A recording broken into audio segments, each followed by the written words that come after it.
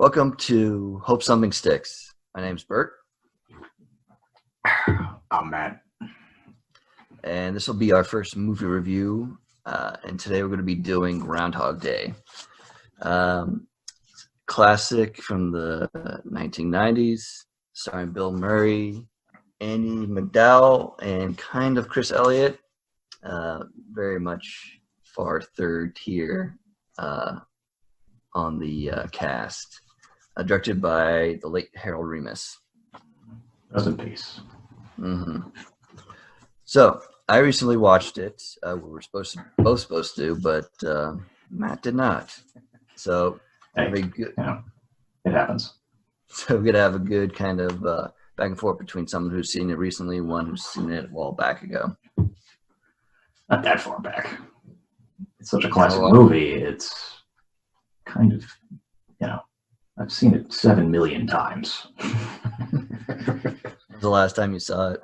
All right, maybe like 5 years ago. Not that long ago. It's all good. I'm watching the Cliff Notes now on YouTube. Cool. Copyright YouTube. Note to self, contact lawyers for YouTube. All right, so starts off in Pittsburgh, Pennsylvania, at a news station where Phil Taylor, I think his last name is, right? Sure. You're the one who saw it. I'm really good with names. So Phil Taylor, pretty sure that's right, is a weatherman at the local Pittsburgh news station. Has a new producer named Rita, who he instantly falls in love with by the kind of close-up of him looking her up. And you also meet Larry, the camera guy. And they're about to go off Punxsutawney to go see the Groundhog, where they have the annual Groundhog Day celebration where they pull out the groundhog from his little stump, and he talks to them and tells them if there's going to be a longer winter or a shorter winter. Yeah, that's about right. Yep. Yeah, that's good there. All right. So it kind of establishes that Phil, who's played by Bill Murray, is kind of an asshole. Rita is nice, and Larry's kind of Larry. He's kind of just there. Mm-hmm. Yep. He's kind of he's the creep factor. Yeah. Just Chris Elliott in every Chris Elliott movie ever. What other movies has been in? Like, the only other movie I can think of him being in is that Nickelodeon movie Snow Day. Well, there's that, and then there's what the hell's it called? Cabin Boy. It's pretty corny. Yeah, I think he was also in Scary. Yeah, he was in Scary Movie 2. That's right. Yeah. Yeah. He was the quintessential creep. Yeah. That was probably his best role ever. Go way over the top.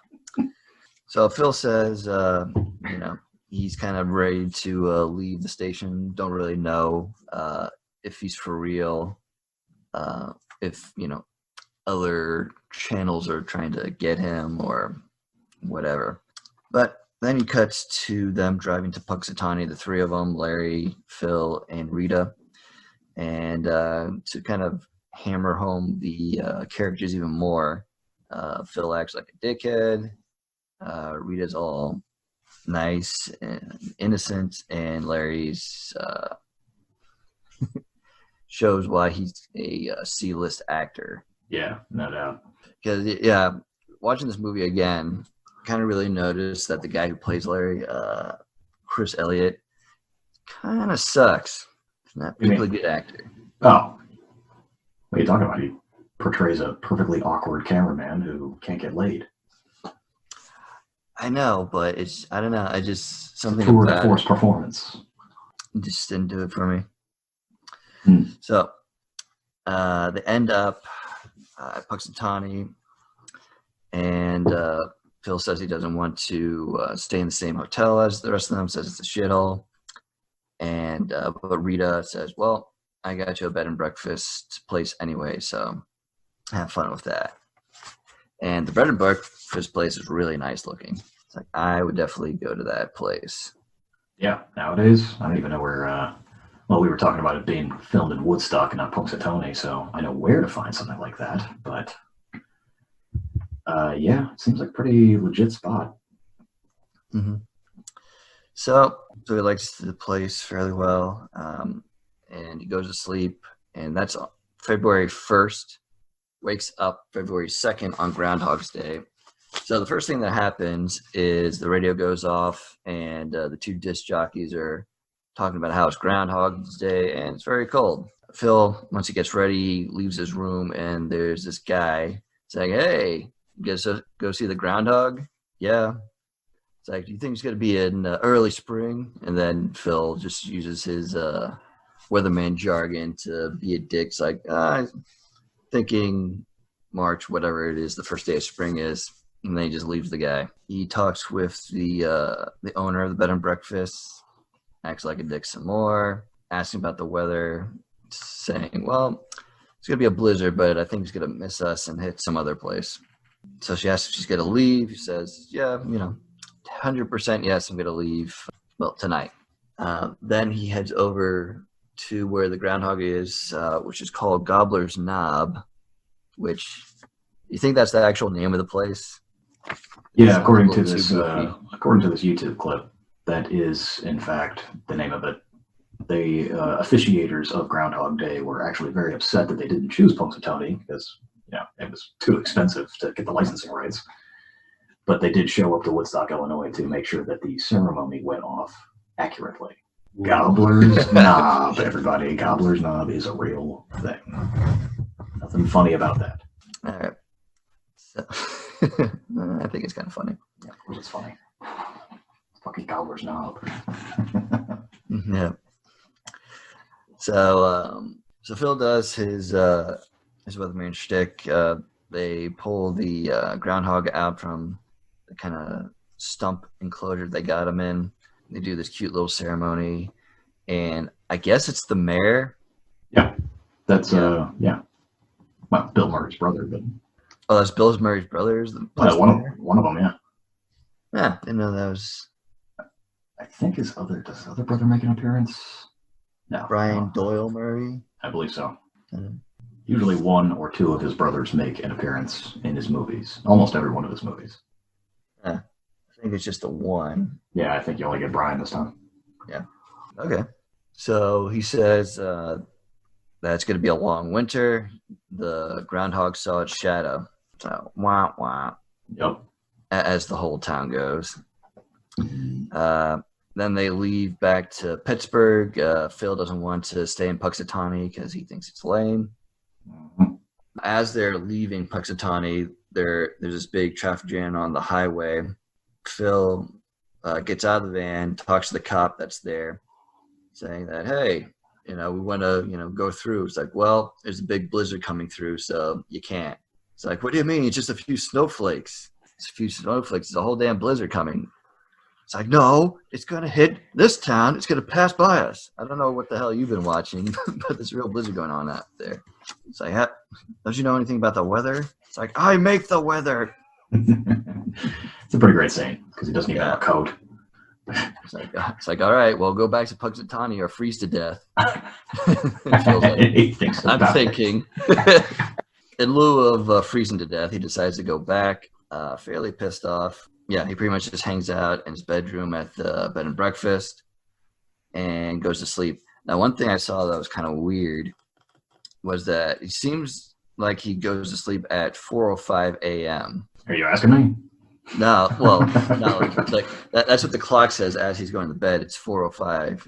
Wow, he's got some insomnia. Actually, it might not be the first scene. That might have been, might be a little bit later, but he definitely does go to bed at 4:05.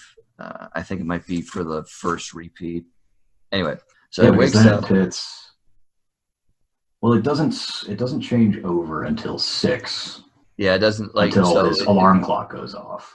I know he's in the clear from a continuity perspective, but it just seems weird to go to bed so late. Maybe he's just been losing his mind this whole time. Maybe. Anyway, so he wakes up and the same song is playing on the clock radio. He doesn't think anything of it. and then the same audio comes from those disc jockeys talking about how it's cold and how it's Groundhog Day, and he's like, "Oh, I guess I didn't come into work," and they're just repeating the audio from yesterday. Then he looks out the window, and it looks exactly the same as when he looked at the window before. Supposed to be a blizzard outside. You'd think there'd be a whole bunch of snow, but there's not a whole bunch of snow on there. It's pretty much the same as it was yesterday, or what he perceived to be yesterday. So he goes outside of his room. He sees the same guy as he did before, asking about if he thinks that there's going to be, a long winter or early spring, and if he's going to see the groundhog. And so Bill Murray's like a little weirded out. It's like, yeah. It's like, didn't we already do this? Do what? It's like, okay. And then he goes downstairs, and he has the exact same conversation with the owner of the bed and breakfast again, and he kind of starts immediately freaking out like a little bit. So when she asks him if he's going to be leaving today, he's like, yeah, probably 70% chance of departure. Yeah, right. So he doesn't know exactly what's going on, but he's kind of sort of rolling with it for right now. One thing I did forget from the first time around was Ned Ryerson. Remember Ned the Head? Of course. How can you not forget? How can you forget Ned the Head? I don't know. Well, you didn't stop me. I don't know what you're doing, but can you cancel it? No. Sorry, I'm joking. Anyway, the first time around, he meets Ned Ryerson, who knew him from high school. Bill kind of wants nothing to do with him. So Ned tells him, it's like, oh, guess what I do? It's like, I don't know. It's like, I sell insurance. Shocker. So Ned just tells him basically what's been going on in his life, and asking if Bill Murray wants to, buy life insurance for some reason. Phil says, basically just blows him off and walks away and steps into icy puddle. And Ned says, watch out for that first step. It's a doozy. And then just pretty awfully obnoxious. Yeah. So the second time around, he sees Ned again on the way to the groundhog. And so Ned's like, hey, do you remember me? And Phil's like, Ned Ryerson? Bing! First try right out the gate. It's like, you'll never guess what I do. Do you sell insurance? Bing! It's like, wow, you're on it today, Phil. Like, this is when Phil really starts fucking freaking out. It's like, I'm not feeling so well. I gotta go. So he leaves, steps into the puddle again, and then goes to Gobbler's Knob again, kind of freaking out. But he does the report again, a little bit different, saying, well, it's Groundhog's Day again. And that must mean that Punxsutawney Phil is going to come out and tell us whether he sees his shadow. So it goes off, and Phil decides to stay, even though, Rita and Larry are wondering why he wants to stay. Thought he, hated the place. And he says, well, there's going to be a blizzard. It's like, but you said there wasn't going to be a blizzard. It's like, yeah, but I'm staying. No explanation necessary. Yep. So, lo and behold, there is a blizzard. Then Phil is talking to someone on the phone, I guess about the roads, and asking when they're going to be clear, and said tomorrow. And he said, well, what if there is no tomorrow? There wasn't today. And the lady just hangs up on him. So to test whether he is going insane or not, he takes a pencil that's in the room, breaks it in half, and puts it on the nightstand and goes to sleep. And this time for sure, it's 4:05 a.m. So he wakes up at 6 again, and the same music plays, the same guys play, and the pencil that he broke in half yesterday is whole. So on the second repeat, he kind of just speeds through it.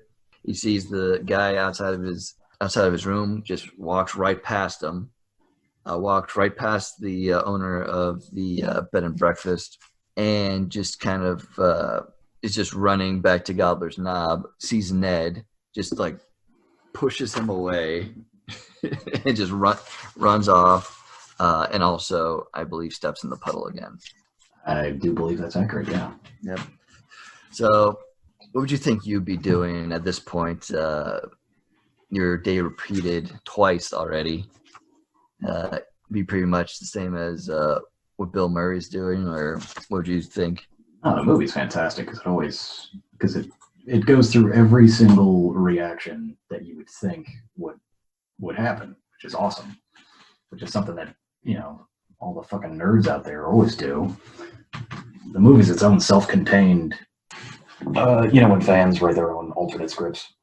Fan fiction? Fan fiction, sure. It's its own self-contained version of that, because you get to rewrite the movie in several different alternate realities. And in this case, you get to write every single fucking one of them, which is, well, you know, it's the stages of grief, right? There's stages of mourning. Yeah, denial, ultimately leading to acceptance. Yeah. And it's only through acceptance of, I don't fucking know. Yeah, there's some sort of theme at the end of it, like, you gotta be a better person. Yeah. Which is cool, because, you know, watching this as a kid, you know, this is one of my first experiences, you know, coming to grips with, oh, shit, this dude's stuck in his own fucking reality. What the hell would I do? Apparently, this is what an adult would do, which is be a total dick, take advantage of people, drive on railroad tracks, and then try to kill myself in every conceivable possible way. And learn the piano. Yeah, it's pretty believable. You know, if you're in that situation, that's pretty much what most people would do, is kind of just, well, start freaking out. And then when you figure out, you know, this is just going to keep happening, kind of what you do after that. Mm-hmm. Yeah. Why didn't he take advantage of stuff first and then freak out? His immediate reaction was, let me freak out and try to kill myself, as opposed to, oh, wait, now I finally have time to do all the things I never had a chance to do. He tries to kill himself first. He does do that for a while, like, so. Yeah, well, yeah, he gets laid a lot. After he's done fucking Nancy what's her face. Yeah. Yeah, he does that for a while. Then he tries to get with Rita. Yeah, that's where it really gets fun, because you think she was a little bit easier, but it turns out she's incredibly difficult. And it took him this many lifetimes to figure her out. Yeah. So it was more or less just a puzzle. So really, did he actually change? Or was he just trying to escape this whole time? Is he just a really good escape artist? I think in the end, so I think we could probably stop going the play-by-play, just kind of go into generally what happens, instead of going over every little detail. So yeah. Yeah, I think that would flow a little bit better. He keeps repeating the same day over and over again. I mean, if you haven't seen Groundhog Day by now, I mean, you could look it up on Urban Dictionary, and it's basically a term. Yeah. So first he freaks out, and then he talks to Rita about it. She doesn't believe him, and he eventually goes out drinking with a couple of locals. Yep. Railroad tracks and some flapjacks. Yeah. so they all get fucking wasted. Bill Murray drives the car, and it's like, what would you do if you just lived the same day over and over again and nothing ever changed? And then the one guy's like, well, that pretty much sums it up for me. Which is pretty brutally hilarious. Yeah, right. Oh, shit. It's one of my favorite lines in the movie. There'd be no rules. You're right. There would be no rules. Like, I could just drive on the train tracks. It's like, well, actually, Phil, that's a rule that I actually agree with. So he gets, he crashes his car. He gets thrown in jail, but then wakes up at the bed and breakfast again, back on Groundhog Day. So then he really starts, taking advantage of the situation by immediately trying to bang all the pretty women in the town. He probably tried to bang everybody in the town. Because he eventually learns everything about every person. That's right. He starts off with has this delusion that he's God. Yeah, he starts out with Nancy. He asks her what her name is, where high school she went to, and what her English teacher was, and just fabricated a story the next day about that. And she totally bought it. Her hook, line, and sinker. Yeah, really. I mean, oh shit! I just didn't remember you. Yep. And then he asks her to marry her in a day. Yeah, he asks to marry her like as they're going at it, and that's what does it for her. Right. Yeah. So then he's on a date with another woman who's in this sexy maid outfit when they go to the movies, and Nancy passes by. It's like, it's my old fiance. Doesn't even remember me. So yeah. It's kind of fascinating. Apparently, according to Harold Ramis, how long do you think this actually took? Like, how many years? Oh, I would say... I didn't know this before I started watching this clip. I'd say probably about 5 years. According to Harold Ramis, living the same day in the same place over and over again, Bill Murray lives an extra 30 to 40 years. Wow. Which, considering every single thing that he does, some of these things, I mean, some days he spends the entire day, and he spends like this whole sequence of events just trying to save that one old guy who apparently is like his father or something like that, who he keeps calling dad. Yeah, I don't know why he's calling him dad. He probably, he looks at him and he says, oh shit, that's my father. My father I never gave a shit about. It's not exactly explored, but it's kind of touched on. And he also knows every single thing that's happening in other places too. Like when they go and get dinner, like he noticed, like he saves the mayor's life. He saves the mayor. He's choking. He probably had to learn the Heimlich maneuver. How many days does that take? I don't know, probably an hour. But yeah, probably not too long. But yeah, it does seem like some of his time later on he spends trying to save like the lives of everyone in town that died. Yeah. Like this little kid, falls off a tree and he catches him. Will never thank me. Not a single thank you. So after he's finished banging the entire town, he tries to get with Rita, who he actually really likes. Right, the crux of the story. Yeah. So, and then the movie basically turns into like a dating sim that you just keep reloading to get the best ending. Yeah. he uses like every single option. Like, nope, not that option. Go back around again. Yeah. So he keeps fucking up in some way, like during this date with Rita, and then it just repeats again. And while I'm watching the movie, like this must be a really cheap movie to make because there's not a whole lot of different sets. And even like as time goes on, like you're just reusing the same set. Like they probably did like every single scene that's in Gobbler's Knob in like a few days. Like they probably just did those entire scenes like in sequence and then edited in at different points in time because it's the exact same thing. It actually says how much it cost. How much do you think? It grossed. I'll give you a clue. It grossed $71 million. This is back in 1993 dollars. Yeah, I would say it cost about $6 million to make. It cost $14.1 million to make. Yeah, making it a lot of that was probably Bill Murray's success. And it certainly wasn't on Woodstock licensing rights, that's for sure. Yeah, that's right. I forgot about the Jeopardy scene where he knows all the answers to the Jeopardy episode. And he's just drinking Jack Daniels straight out of the bottle. Yeah, it's some of them. He's not even like waiting for the question to finish or like look at the screen. Like he just tells the answer to the lady. She like semi freaks out about it.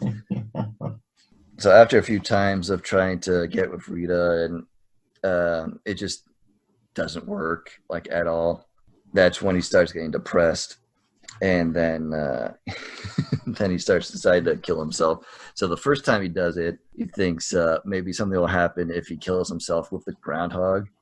Like there's some kind of connection with the groundhog seeing his shadow. Yeah. It's like, oh, I get it. He's controlling this whole thing. He's got to be stopped. And I'm the one to stop him.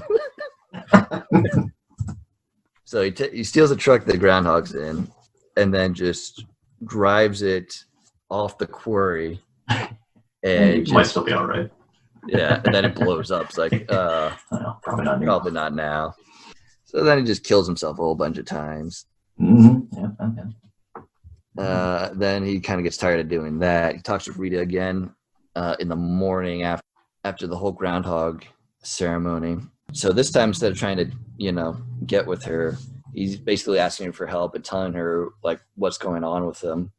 He's basically saying like, I know everything now about this town, and because I keep living February 2nd every single day for the last however long. And he proves it to her by going up to everyone and telling them like everything about this person, and then telling Rita everything about her that he found out. And so she starts believing him. She sticks with him the entire day. She tells him that, it depends on how you look at it, whether this is a curse or not. You could just, you could do some good, do whatever you want. And so Phil kind of starts taking this to heart. He learns how to play piano.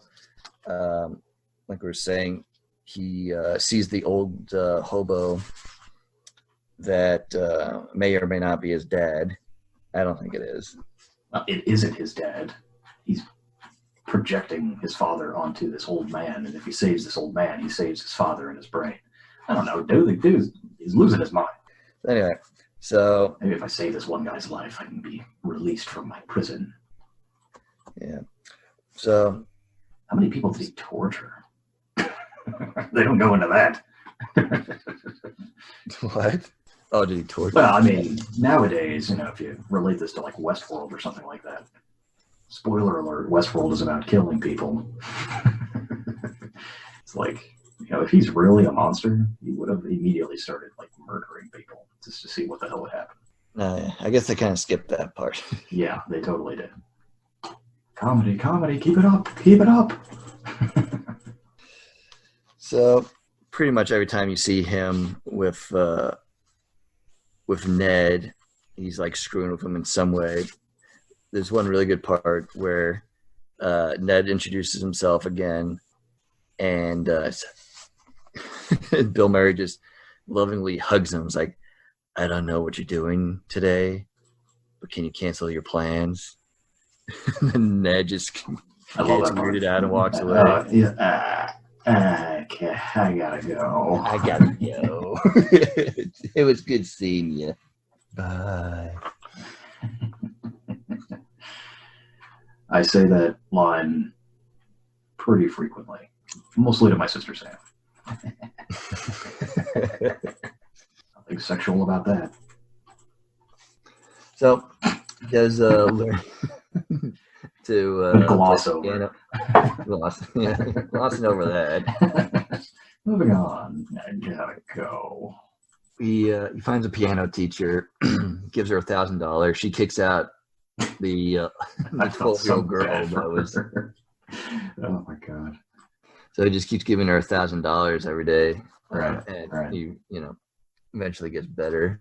And then he starts saving everybody, helping everyone out. So these three old ladies got a flat tire, like in the middle of town, and he starts like replacing the tire immediately, like right after it blows and they stop. He like just puts a jacks the car up and changes the tire. And he does a lot of things you wouldn't think you'd be able to do in less than a 24-hour span. Like he becomes everyone's hero like inside of a day.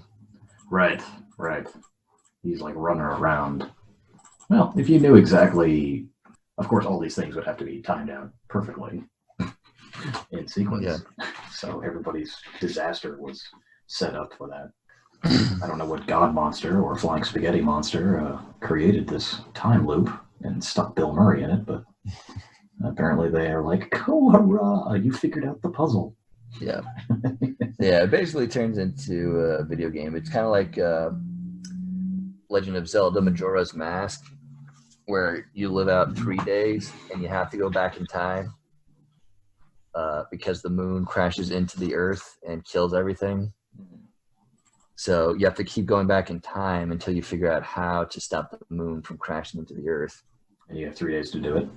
You have 3 days to do it. Not like actual days. Like I think every day is like an hour. So I think every loop is 3 hours, but you can freely kind of go forward and backwards in time, like half a day or whatever. But also in the game, there's a whole bunch of things that happen, events that happen, like say someone gets robbed or whatever, and then you can go back in time and prevent that person from getting robbed. And there's like a whole bunch of like little side quests like that. Gotcha. You use time to kind of complete all these side quests.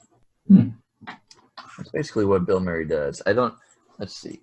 When did Majora's Mask come out? Who ripped who off? I was wondering what you were going to get at. I'm looking here at the Wikipedia page. Apparently there's a short story called 12:01 p.m. by Richard Lupoff. Because everybody knew that one. Predates the film by about 3 years. I know, I'm joking. I'm just reading this off. I don't know any of that. I don't know who the fuck Richard Lupoff is. Apparently he plays the sousaphone. So Legend of Zelda ripped it off because it came out in 2000, and this movie came out in, I think, 93. Yeah. I mean, it's a phrase that defined the trope. Kind of wrap up the story. Basically, Phil becomes the best person ever and the hero of the town within a day. And then because of that, Rita falls in love with him somehow. Because he says every single thing perfectly. He doesn't even like see her through most of the day. Like there's the beginning of the day where he does like that perfect speech for the Groundhog Day ceremony, and then she doesn't see him again until that evening at the Groundhog Day party. Right, and they have a fantastic evening. That's perfect. And he carves her face in ice. That was awesome. Yep.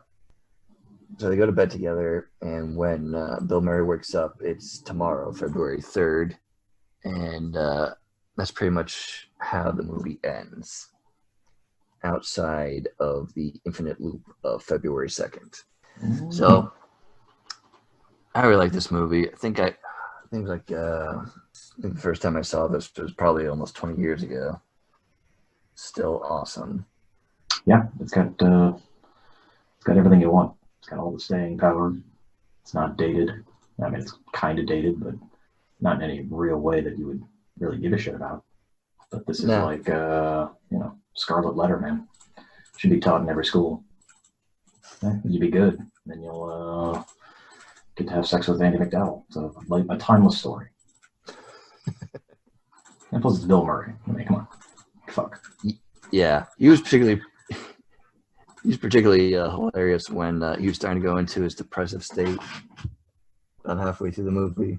Yeah, he's trying every single thing. I love him smashing the alarm clock. I smash everything. Yeah, like that's great few scenes. Like it just like kept going and going and going. Where he was just smashing in different ways. Oh, yeah, absolutely. He just rips out the toaster without speaking to anybody and drops it in the tub. Yeah.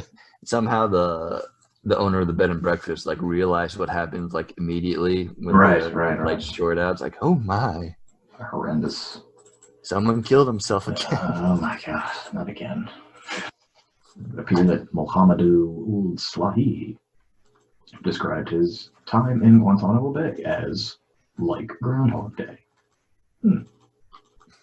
Except no Andy McDowell. Yeah, no Andy McDowell at the end of his fucking stay. Bummer. Yeah. Damn, that dude was in there so long he wrote 4 books. All right, I'm getting distracted. He's not allowed to have access to them. That's a joke. Oh my god. He's not allowed access to the. Yeah, I'm a little confused how this works. Well, that's a Wikipedia page. Guantanamo Bay? No, he got released a few years ago. 14 years in the slammer. To end all slammers. How long have we been going? Yeah, I think it's a good place to stop. again, great movie. Highly recommend it. So for those of you who have not seen it, congratulations on having it being ruined for you. I seriously doubt we ruined it. It's even if okay, you don't watch it for the plot points.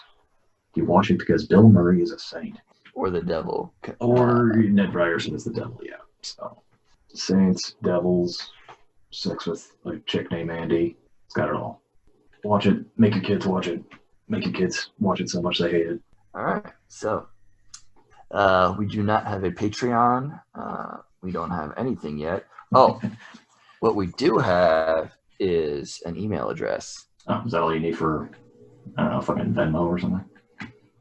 No, but they can email us in if they have any questions, any comments. We'll read them at the end of the podcast. That'd be great. Yeah, I'd love some feedback on our awesome chemistry. Yep. So yeah, our email address is hope something sticks. Terrible idea. This comments are gonna be so fucking terrible. I'll be happy if eating there are shit any and dying. comments at all. No, I love comments. They're fun. All right. So hope something sticks at gmail.com. All one word, no, dashes or anything. Hope something sticks at gmail.com. Oh, that was close. Nice job. Pulled off the landing. I have a scorecard here. It's coming. The scores are coming in. That's 7.6. Don't worry about it. That's HOPESOMETHINGSTICKS. For those of you who don't know how to spell, hope something sticks. Can you do that the NATO alphabet, please? Hooker, ocelot. Don't say penis. Penis. Penis. Epsilon. Suck it on my erection that hides igloos. Nowhere. Good. Nah, I got stuck. Think they got it. All right. I hope so. Thank you for listening. This is good. And see you in 2 hours. Whenever you decide to watch listen to another podcast. No, we'll put up some funny images or something. Oh, no, I'm getting a word from my producer. No, that's not going to happen.